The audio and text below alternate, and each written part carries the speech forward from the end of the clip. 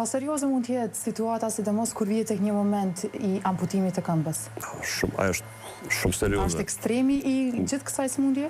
Është një prej ekstremeve, është humbja veshkave, kalimi në dializë, është një prej ekstremeve, humbja e shikimit, infarktet, edhe në zemër mund të shkaktoj infarkt, diabeti, por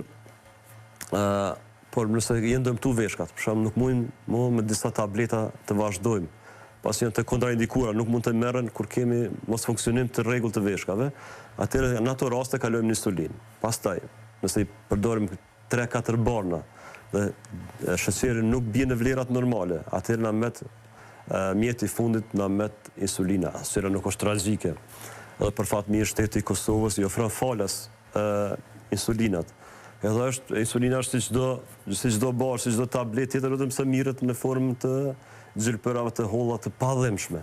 Kështu nuk duhet ta marr askush tragjike marrjen apo kalimin nga tabletat në insulinë. Atë e ruajmë si mjet fundit dhe arsyeja jonë është të ikim këto komplikimeve të diabetit.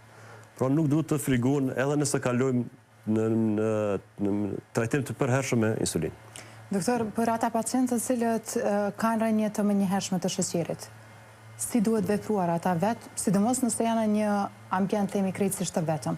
E vërtet, kjo është mjaft më e rrezikshme se ngritja e lartë të sheqerit, pasi që mund të vijë edhe te humbja e vetdijes, kjo ndodh kryesisht te ata pacientë të cilët marrin insulinë.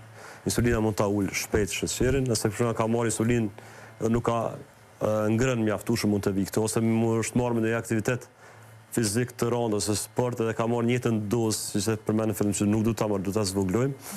Atëherë ata e ndin cilat janë simptomat. Ata e ndin që i humb fuqia, kanë uri të madhe, kanë djersitje profuze në gjithë trupin, njerëz të ftofta. Ata e din që është duke i ra sheqeri dhe duhet të marrë diçka ëmbël. Nëse s'kan kurrë ujë me sheqer, shërbet, na i pem, na i lang, edhe pse këto na i ndalojmë të diabeti, langjet i ndalojmë të pacientëve me diabet, ndalojmë të gjitha përveç këto raste të ekstreme, kur kemi rrëmje të shpejtë të sheqerit.